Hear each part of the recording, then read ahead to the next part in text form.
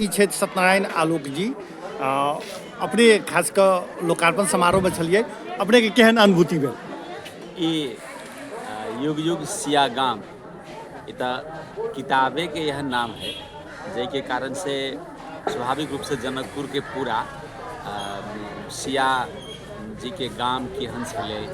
ताहि के विषय में एहिमे पढ़ नहीं पैने छी, लेकिन ई शब्द से बहुत प्रभावित छी। और ई कार्यक्रम आयल छली जैमे बहुत तरह के साहित्यकार सब, पत्रकार सब गोरा बाल बालिका सब, और सबसे बड़का सुंदर दिन तो अपन के विश्व योग दिवस के अवसर में ई पुस्तक के लोकार्पण भेलैया। और सुजीत कुमार झा सर के ई पुस्तक हमरा बुझाइया जनकपुर के लेल एकटा biography of the history of Janakpur जे अखन प्रेजेंट में है ताहि के विषय में जे चर्चा वक्ता सब जे चर्चा केलखिन तो वही चर्चा के तहत ई पुस्तक हेतै। आइ हम उत्साहित छी एकरा पढ़ऽ के लेल आ पढ़बो करब। बहुत बढ़िया एहि लेल जे हिनका स्पेशली पुस्तक के से पहिलहू के विषय जे हिनकर पुस्तक के शायद 18वां 16वां या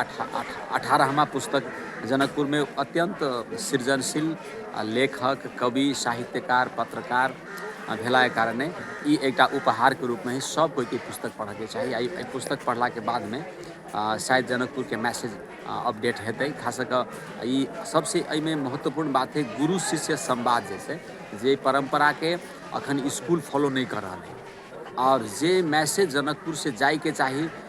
जनकपुर के भूमि पर से मैसेज किताब में उपलब्ध नहीं है, पाठ्यक्रम में उपलब्ध नहीं है, परदेशों लग नहीं है, शायद देशों लग नहीं है। तै कारण से ई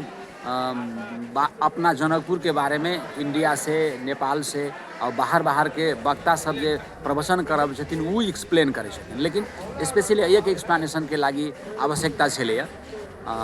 जैके शायद ई पूर्ति करते ई बुक।